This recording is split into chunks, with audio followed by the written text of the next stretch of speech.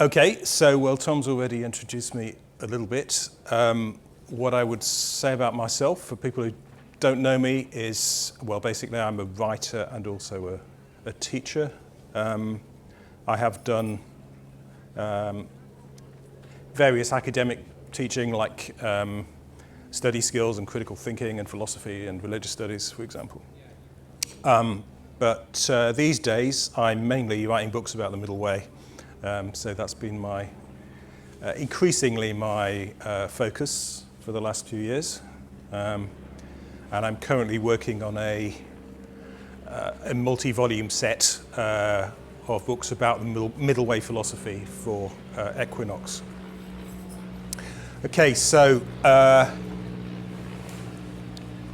basically my understanding of the Middleway that I've arrived at after, well, a journey that Tom mentioned, which I will say more about in a minute, is that the Middleway is more than Buddhism, or more than just what Buddhism has to say about it. I see it as a universal principle of judgment. And that means that whatever your situation, anywhere in the world, really, at any point, you can make judgments which are in accordance with the Middleway or that are not. You know, so every moment we can practice it or not practice it. That's what I would see as really the central importance of what you might call spiritual or integrative practice.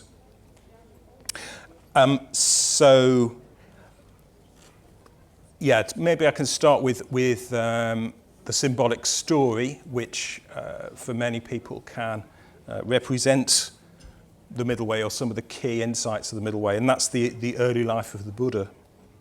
So the Buddha, according to the traditional stories, started off living in a palace in a very sort of contained, limited lifestyle, where his role was very set down by his parents from a very early stage. He wasn't allowed contact with the outside world or with other ways of thinking about things. But as you probably know, if you've heard the story, he went forth from that, so he challenged that environment to go forth into the forest to become a religious mendicant.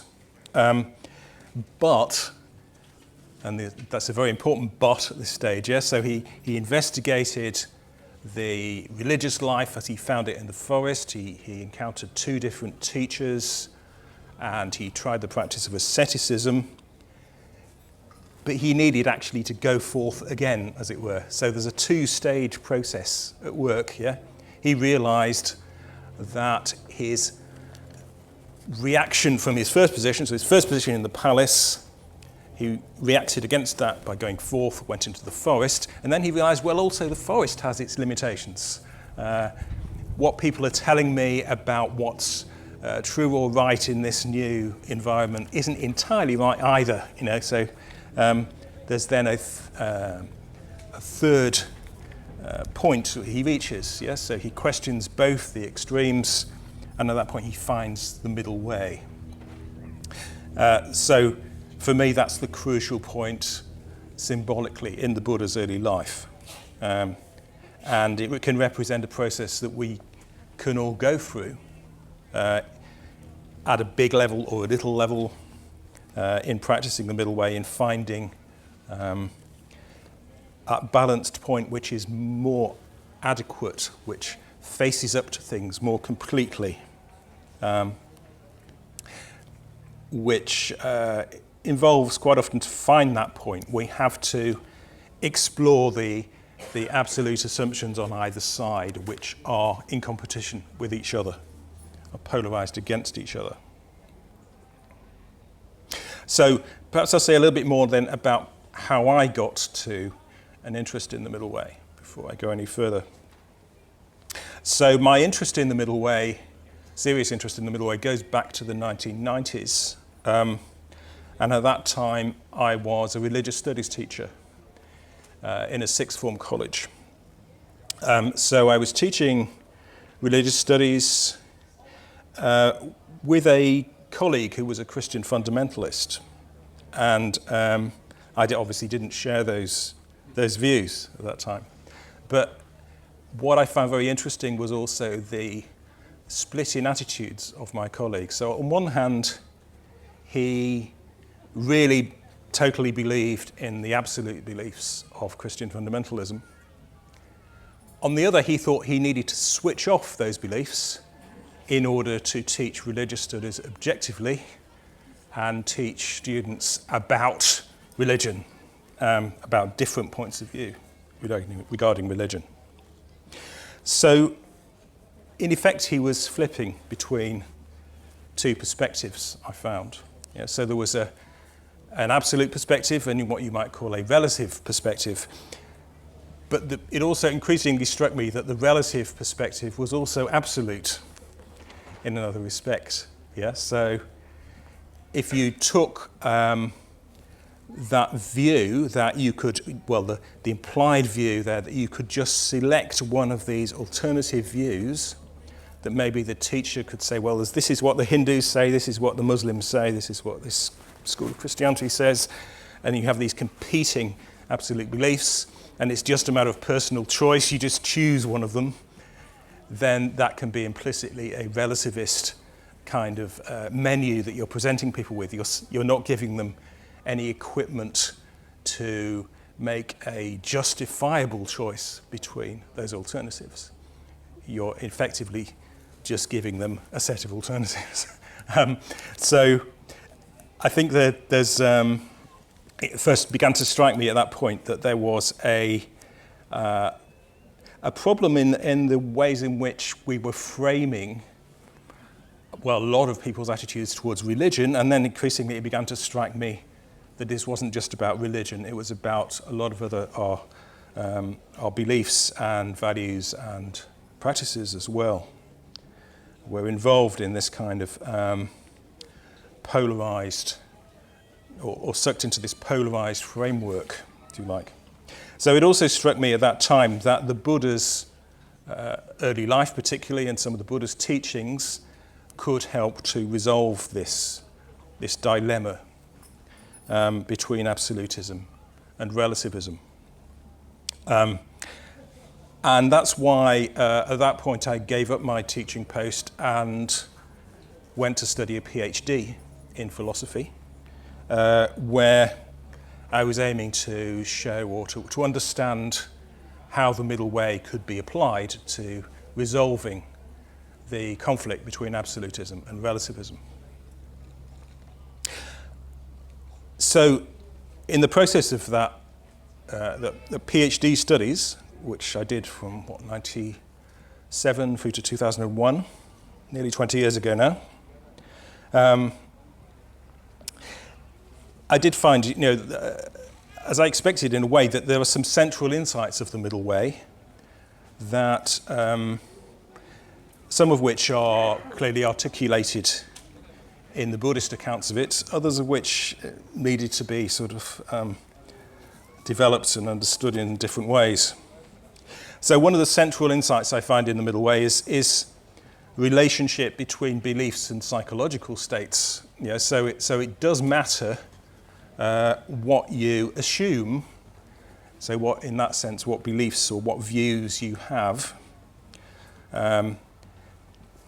This has an effect on the psychological states you get into, and of course your psychological states also affect your beliefs. They constantly interact with each other. But the question is then, well, how? And how do we understand that interaction? And it particularly began to become clear to me that there are certain kinds of beliefs that people get into that are associated with certain kinds of unhelpful psychological states. So what perhaps brings those ideas together is the idea, I think, of judgment. So if you are caught up in what one might call an absolute state of mind, where you are limiting the options you consider, where you think you've got the whole picture, then you prevent yourself from thinking more adequately about what it is you encounter, whatever it is you experience or encounter in your life. So there's this relationship which the Middleway tries to put its finger on, I think, recognizing that there are two kinds of absolutes, the positive and the negative, that both sides need to be avoided if we're to find more adequate, more helpful ways of judging what we encounter. So our practice is always enabled or disabled by our assumptions.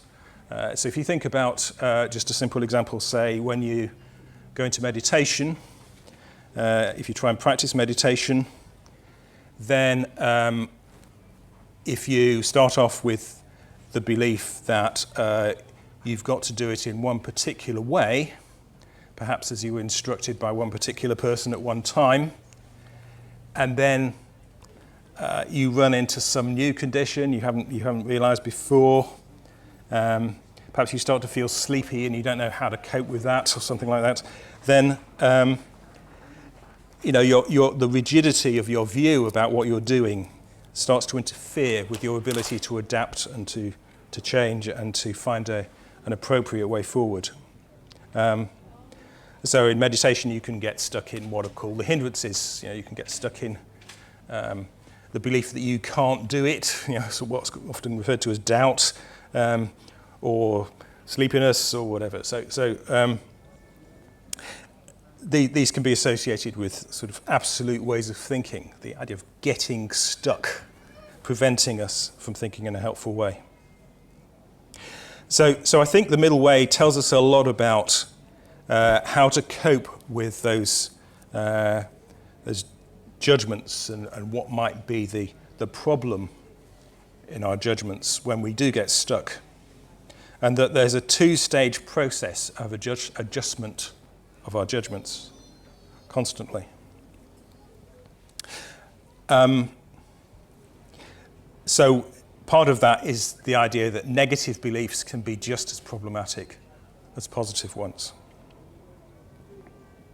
Now, but what I was doing in my PhD studies was I was trying to apply the middle way to Western thinking, and particularly to Western moral thinking. So I was thinking about how to deal with, say, the conflict between Christian absolute ethics on the one hand, or other forms of Western ethics which follow in its footsteps in many ways, or relativist beliefs that it doesn't matter really what beliefs you adopt, or maybe they just depend on your background. If you're born into a certain group, say an ethnic group, then you should just follow the rules in that group. So that kind of thinking is an important part of the tradition we've got of philosophical thinking in the West. So I was trying to apply the middle way to various kinds of thought, of Western thought. And of course, what I had at first to work with was the Buddhist account of the middle way. And quite quickly, I began to find issues with the traditional Buddhist account of the middle way. So what Buddhists often say about the middle way is that it's a process of moving between eternalism and nihilism, which are often understood as views about the continuing self. So the belief that eternalism is how the self will continue eternally for life after life, and nihilism is the denial of that view. So obviously those are examples of absolute views. But what Buddhism tends to do is to see that as the defining way in which the middle way is understood. Traditionally in Buddhism, there's also an association between those two views about the self and asceticism and self-indulgence. So in the life of the Buddha, People talk about the self-indulgence of the Buddha's time in the palace, where he had all the luxuries he could want for. And his time as an ascetic, where he did austere things, he inflicted pain and difficulty on himself because he thought that would give him merit, because he thought that would provide him with rewards in future. And so asceticism is sometimes associated with eternalism and self-indulgence with nihilism. Quite quickly it began to be clear to me that that wasn't a very close association, that it didn't really hold water, that there was any definite necessary association between those. So let me give you a couple of counter-examples. So you could be a jolly Catholic. So you could have a sincere belief in the immortality of the soul, but you could indulge yourself way too much. So it's quite feasible to be both of those things at the same time. On the other hand, you could be an ascetic scientist. So you could be a materialist perhaps, but utterly devoted to the investigative practice of science, to an extent where you deny yourself. You work 16-hour days, you're utterly devoted to your studies. So not everyone who's an eternalist is ascetic, and not everyone who's a nihilist is self-indulgent.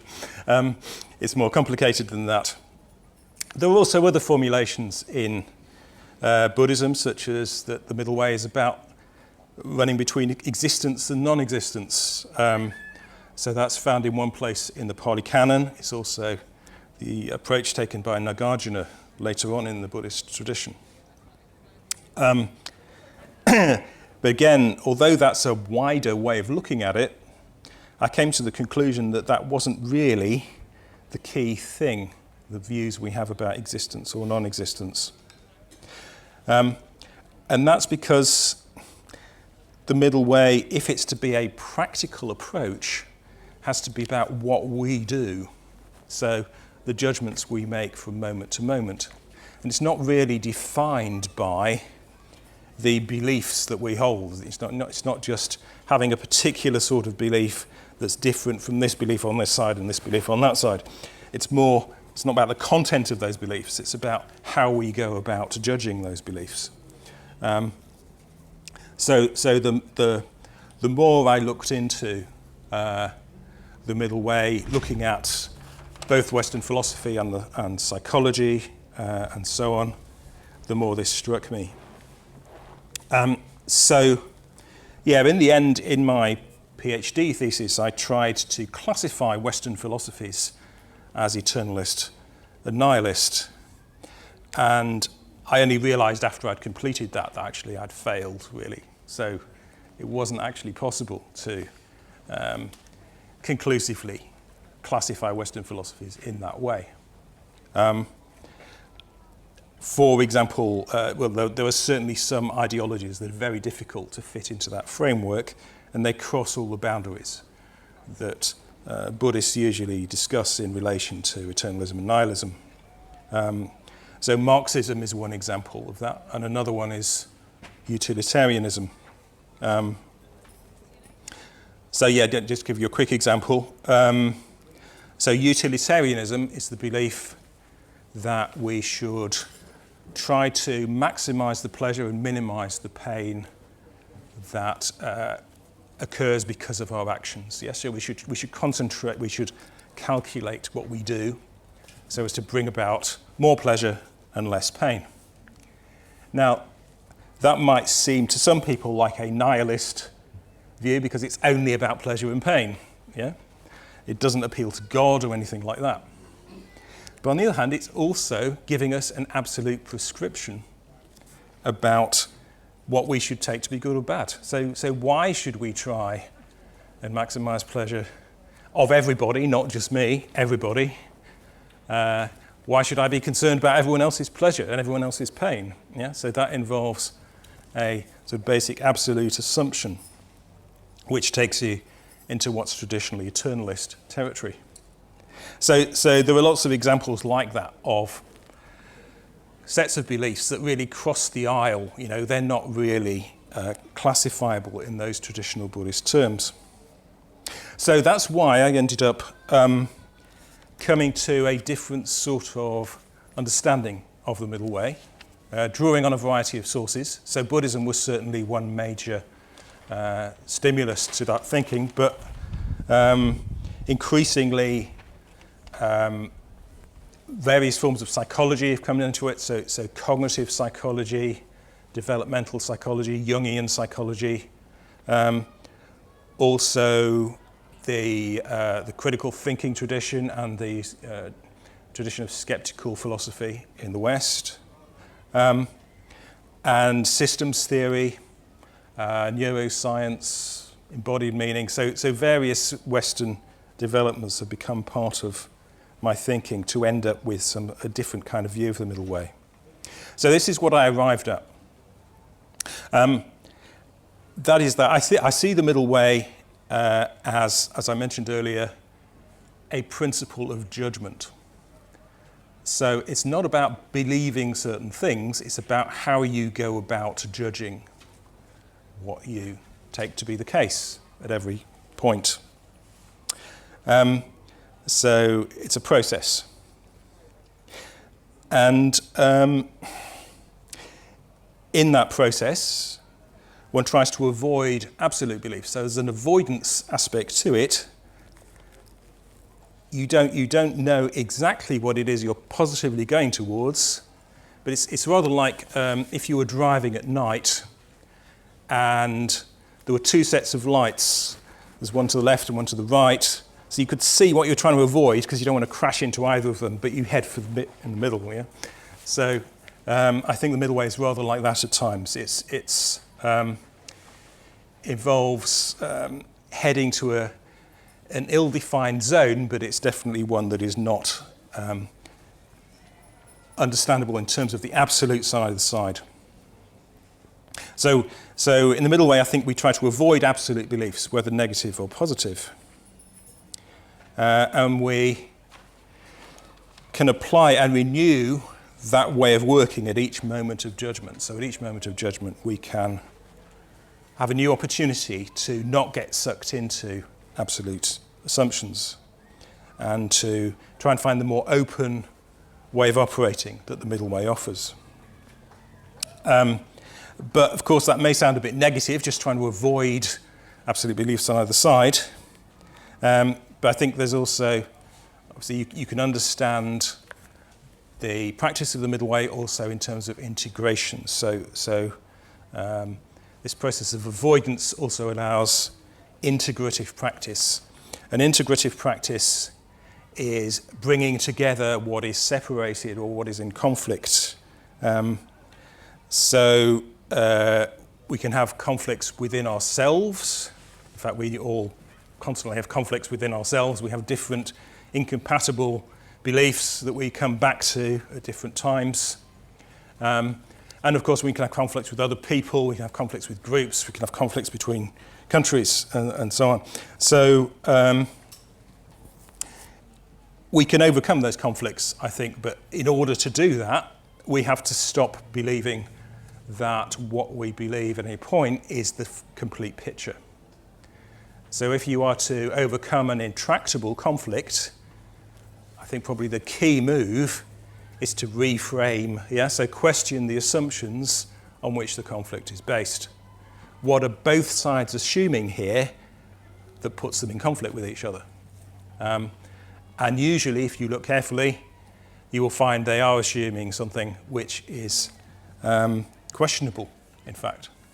So that's where practice with a sort of philosophical kind of skepticism, with critical thinking really comes in handy if you can start to see the limitations of those assumptions that people make and that lead them into conflict with each other quite unnecessarily.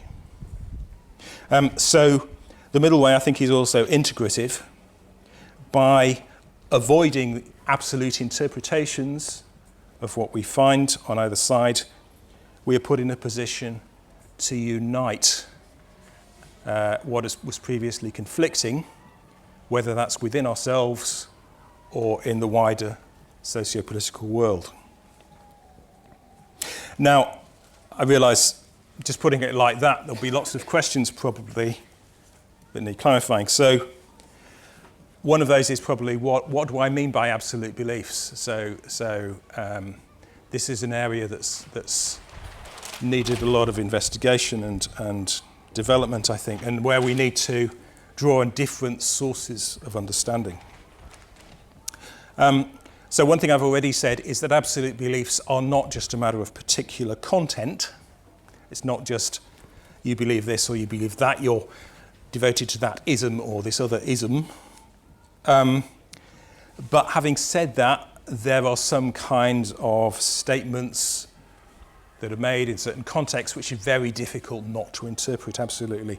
So when the Pope gives a proclamation given ex cathedra, so given from the papal seat as a papal teaching, the Catholic Church is quite explicit that this is absolute and this is meant to be absolute. So it's very difficult not to take that absolutely. Yeah.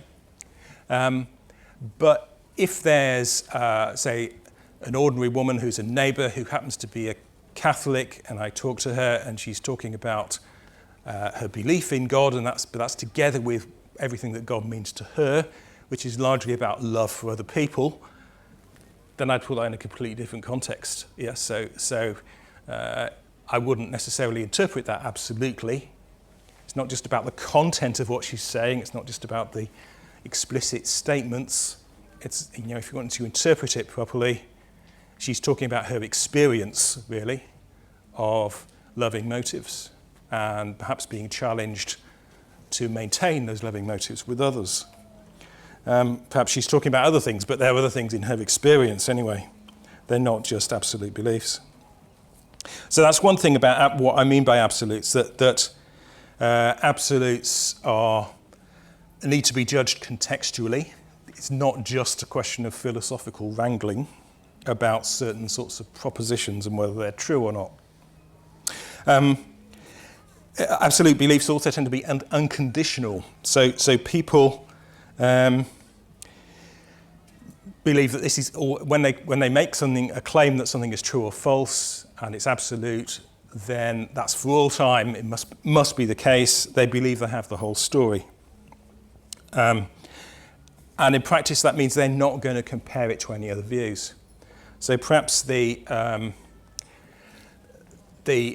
example of absolutism that may jump to everybody's mind from recent years is that of Islamic State, which would, for example, execute downed pilots on the grounds of an eye for an eye teaching, which is also in Islam as well as Judaism.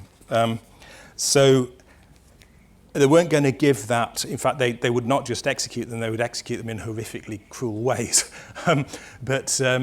So they would do this in the belief that they had the whole story about how to act in those circumstances. You just follow this law. This is true. This is the teaching. We just follow that. Yeah. So that's a classically unconditional way of thinking. Yeah.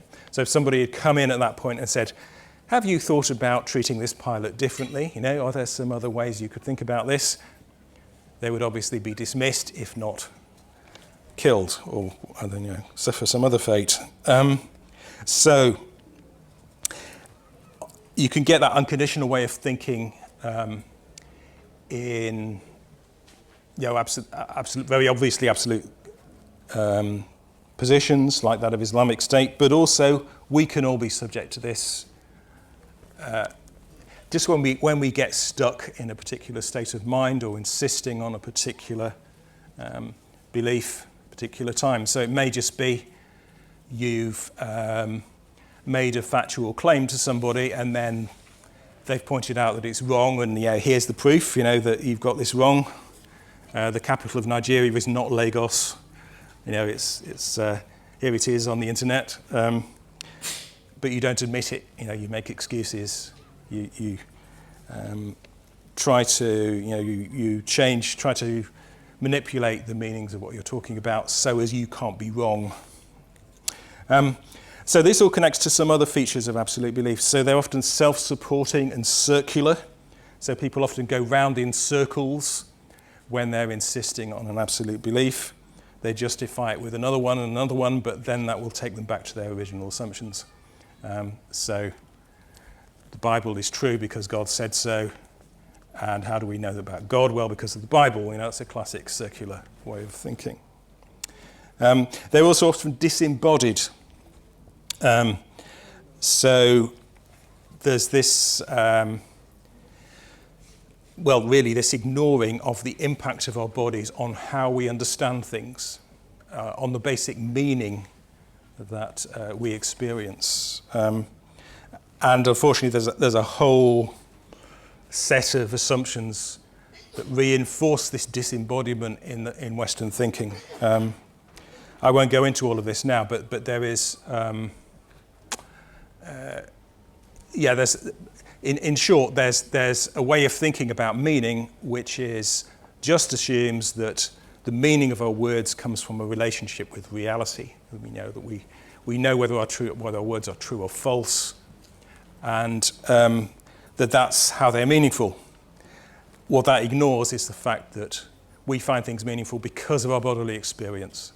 So when you were a child and you learned what the word tree means, you did it by seeing trees, hearing trees, hugging trees, climbing trees.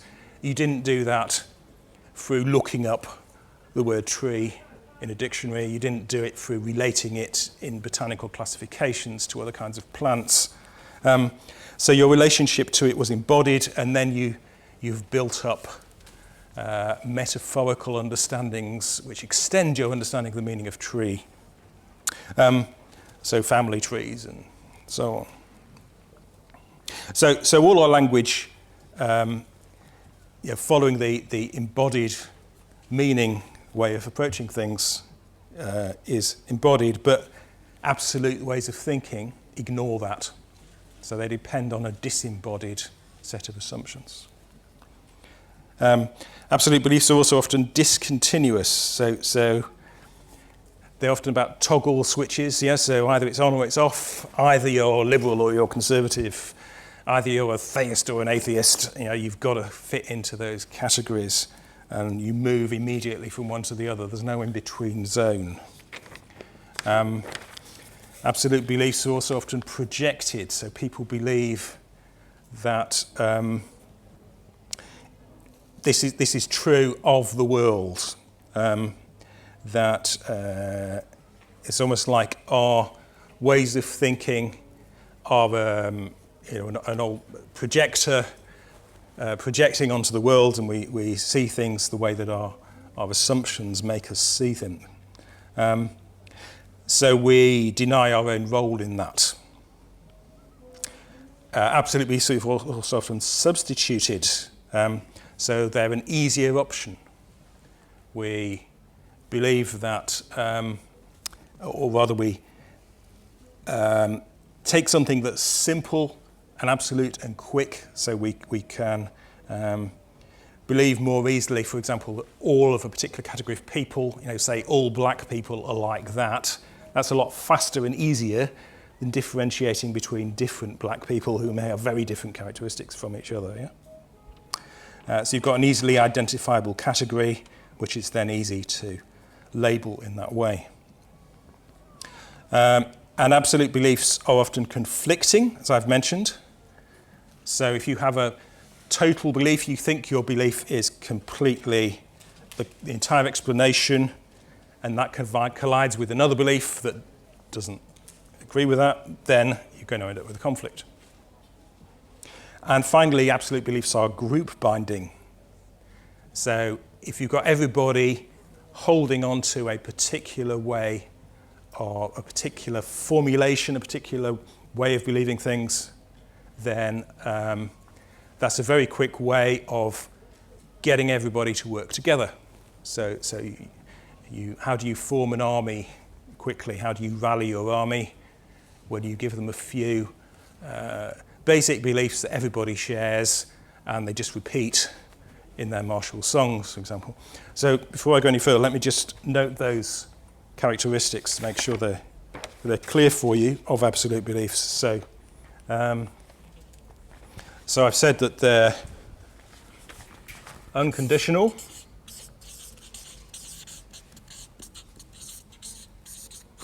So we're not going to negotiate them. They're going to be true for all time. They're self-supporting and circular. We tend to argue round and round in circles. We tend to get into reinforcing feedback loops, to use a bit of systems theory as well, in the way that we experience them. They're disembodied, so we ignore the implications of having a body when we get sucked into those beliefs. They're discontinuous. We go straight from one sort of view to another. They're projected, so we believe that's true of the world around us. They're substituted, meaning that we take the easy path, we substitute an easier way of thinking for a harder and more complex one. Okay, and then finally they're conflicting. So when you've got an absolute belief, it will conflict with another absolute belief, and they're group binding. So they're a quick and easy way to start a cult, to boss around an army, to get everybody doing what you want, a route to power in effect. So obviously absolute beliefs are well, you can see why they've succeeded as much as they have, yeah, because they're a very quick way for people in power to impose their will on others, apart from anything else. But they're not just the prerogative of people in power, they're also in us, so we also need to deal with them in ourselves. So the middle way, coming back to the middle way, as I've said, is an avoidance of absolute beliefs, whether negative or positive. So we'll get all of those, both in negative and in positive terms. Whoops. So supposing you have an unconditional absolute belief, say, that God exists, you could have an equally unconditional and absolute belief that God doesn't exist, yeah, and that would take you to the other extreme on that particular claim. Okay, so if you want to know how that relates to the Buddhist account, coming back to that for a minute, I think that the Buddhist account, in terms of eternalism and nihilism that I mentioned earlier, offers examples of that. So they're often very useful, interesting, perhaps inspiring examples of, you can see the Buddha in much of the story of his life avoiding absolutes in one way or another. So for example, in the way in which he taught people, he would get people to discuss their beliefs, to present their beliefs and then examine them, yeah? So then unpack the assumptions that were being made, the absolute assumptions that were being made. So in one example, he was discussing with a Brahmin priest and the idea of what is a true Brahmin. So what is the priest who does the right thing according to Hindu tradition? And instead of just saying that was wrong, which would be like the negative way of reacting to what the Brahmin was saying, he subtly steered the Brahmin to start to think critically about, well, what did he actually mean by a true Brahmin? And he suggested other things that were closer to experience, like actually acting well ethically, rather than just fulfilling the ritual requirements that would make somebody a better Brahmin. Yeah, so the Buddha himself can exemplify the middle way in all sorts of ways if you look at his life story. And I've tried to unpack all that in my book called The Buddha's Middle Way, where you can see lots of other discussions of aspects of the Buddha's life and Buddha's teachings in those terms. But the fact remains, I think, that what is normally the official Buddhist way of talking about the middle way is incomplete, in my opinion. Yeah, so it offers examples of something that needs a wider definition.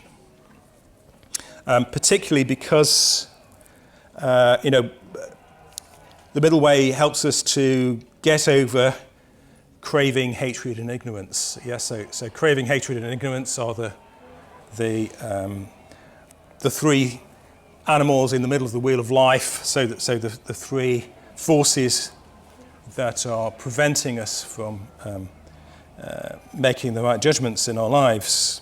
But the ignorance there is not a lack of true beliefs, I want to say. The ignorance is thinking that you do have true beliefs. So whatever the content of your beliefs, it's once you think you've got the whole story that you get locked into that way of absolutization. So a bit more positively, how do we follow the middle way? In the Buddhist account, the middle way is linked closely to the Eightfold Path. So in the Buddha's first sermon, he talks about the middle way. Interestingly, he talks about it first, and then he talks about the Eightfold Path. They're obviously closely linked in his mind. So I'm not going to go into the Eightfold Path now, you're probably familiar with it, but the Eightfold Path gives you various kinds of practice, and it shows them as interdependent, as interrelating with each other. So I think the key thing there is that various forms of practice pursued interdependently can help us to practice the middle way. So there are various things we need to address at the same time to be effective. So in the Buddhist threefold path, there's ethics which deal with behavior, there's meditation which deals with mental states, and there's wisdom which deals with the judgment process. So I think all of those are involved in how we can make better judgments. There are lots of resources in the Buddhist tradition, certainly about how to follow the middle way. But what I've been working on is ways of trying to articulate the implications of the form of the middle way that I've just been explaining. Yeah? So the idea of the middle way actually involves avoiding absolute claims. So I've come up with 5 principles of the middle way, which I've found are involved in the practice of it. So I'm just going to run through those fairly quickly. So the first of these is skepticism.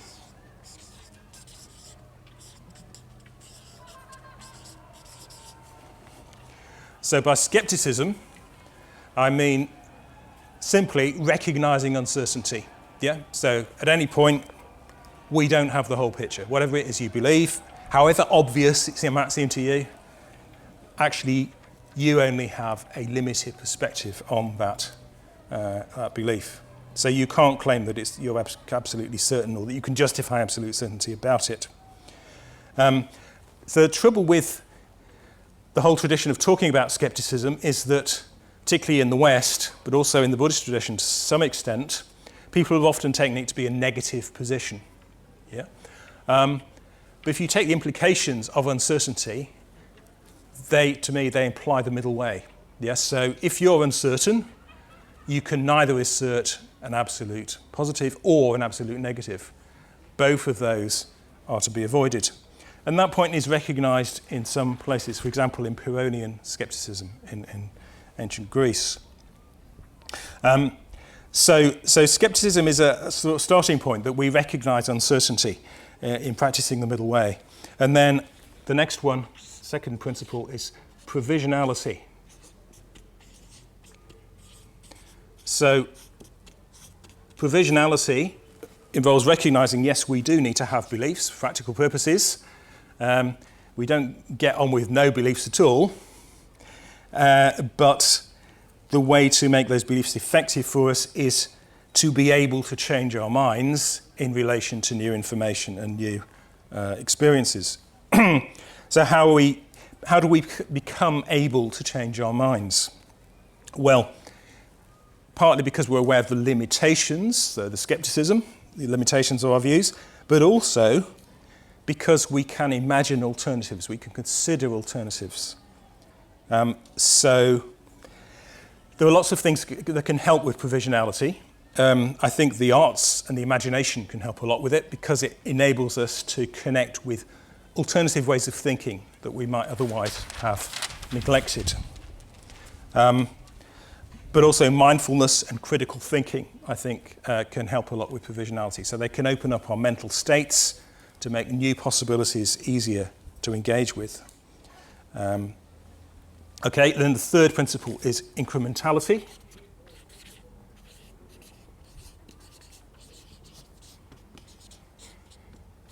Or you could, if you don't like that word, you could also say continuity would probably do just as well.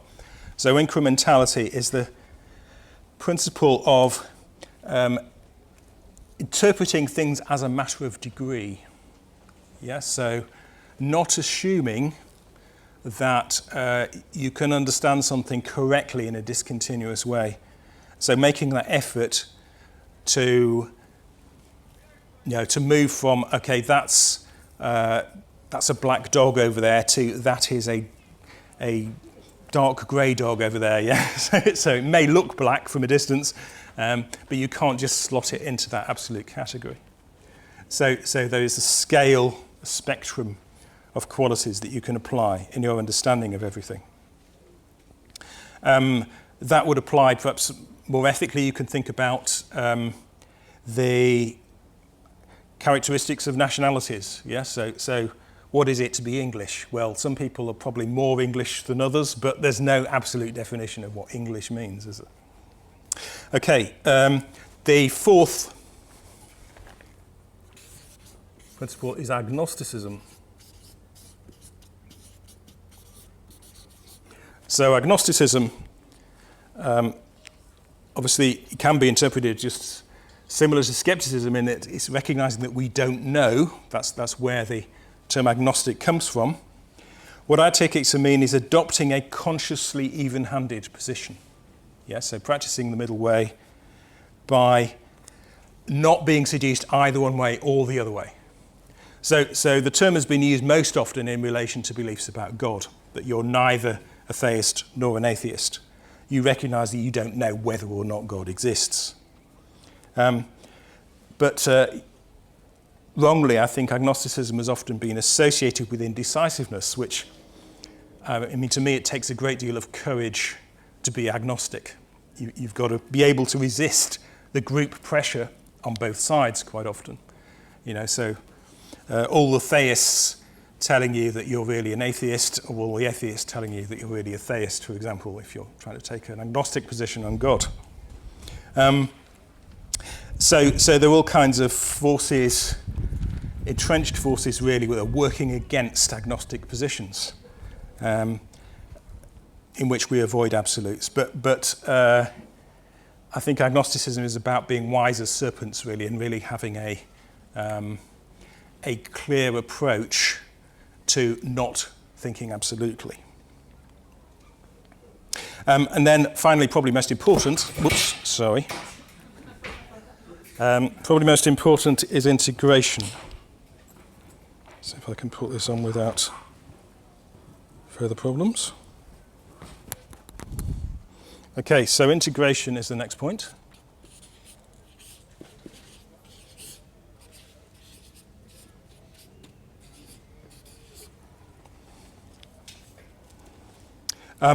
So integration, as I mentioned earlier, is about reconciling conflicts. And that can form the positive aspect of the middle way. We can see it as helping to make our lives happier and more meaningful in the Buddhist sense, yeah. But we experience that happiness and meaningfulness basically because we're not in conflict, yeah. Because all our energies are able to work together more effectively, and we're able to judge things more effectively without being shackled by absolute assumptions. So the practice of integration, a lot of the things in the Noble Eightfold Path will help us with integration, what you could call integrative practices. As I've mentioned already, some key integrative practices like mindfulness, like the arts, like critical thinking, which I think are not the only possible practices. There's a wide range of possible practices, but the key ones probably, which seem most important to me. Okay, so I don't want to go on too much longer. So I won't go into any more detail about those 5 principles, but again, you can find out more about those in my writings, obviously, if you're interested. Now, just to conclude then, about the middle way and some overall ideas about it. So the middle way, as I'm suggesting, is a principle of judgment. So it's not a true belief about how things really are. We don't know how things really are. I have to come to terms with that. It's reapplied at each moment. So we have the opportunity to practice the middle way or not practice it at every point where we make a judgment. It's a method applied to the judgment process, not a metaphysical truth. So it's found and articulated in the Buddhist tradition, which provides lots of resources for it and examples of it in practice. So probably the best articulation of the middle way is found in the Buddhist tradition, but there are many other sources for the middle way, either for understanding it or for encouraging it, inspiring it. So just to mention a few of those. So I've recently published a book called Red Book, Middleway, which is about Jung's Red Book. So Jung's Red Book is an extraordinary account of a series of induced visions by the psychologist Carl Jung, accompanied by some amazing pictures as well. Now, Jung's Red Book contains an account of the middle way, I would say. You have to read it carefully, but I try and explain all that in the book. So he actually explicitly uses the term middle way, so that is unusual beyond the Buddhist ambit, if you like, for someone to actually talk about the middle way and use those terms, but Jung does in the Red Book. Then another possible source, well, the Christian tradition, as you're probably aware, is full of absolutist interpretations, but there's also a strong tradition of experiential Christianity, particularly the mystical tradition in Christianity. So again, I've explored that in another book about, which is called The Christian Middle Way, about how we can in fact interpret Christianity in a non-absolute way.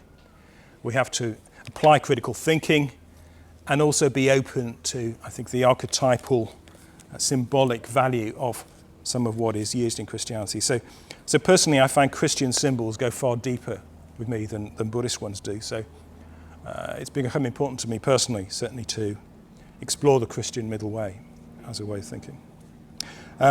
Science is another one. So particularly when I talk about provisionality, many people immediately say, well, isn't that science? And in many ways it is.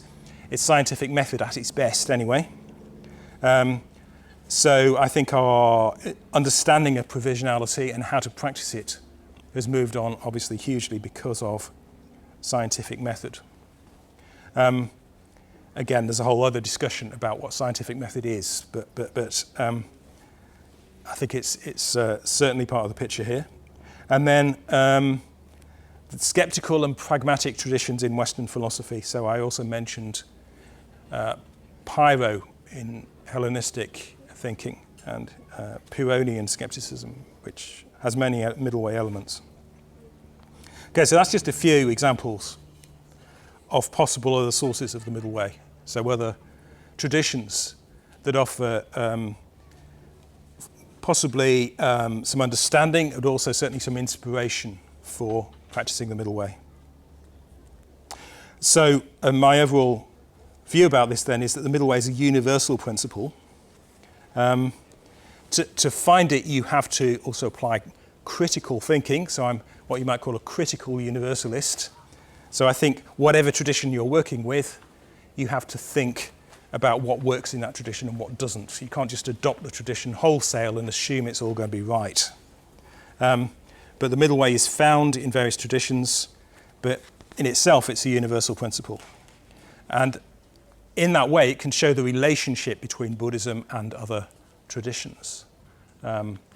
So if you can relate, for example, the Buddhist middle way to the Christian middle way, surely that's a way of breaking down the barriers between those two traditions, rather than just being in polarized conflict with each other. So I think that the middle way provides ways forward in all sorts of conflicts, including those.